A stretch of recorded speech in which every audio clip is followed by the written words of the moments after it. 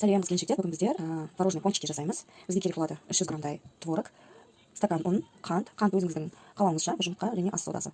Ал кетіп бастаймыз. Неке бірінші біз қазір жұмыртқаны жарып аламыз. Неке жарып алдым. Енді 3 қасық или 4 қасық қант саламыз.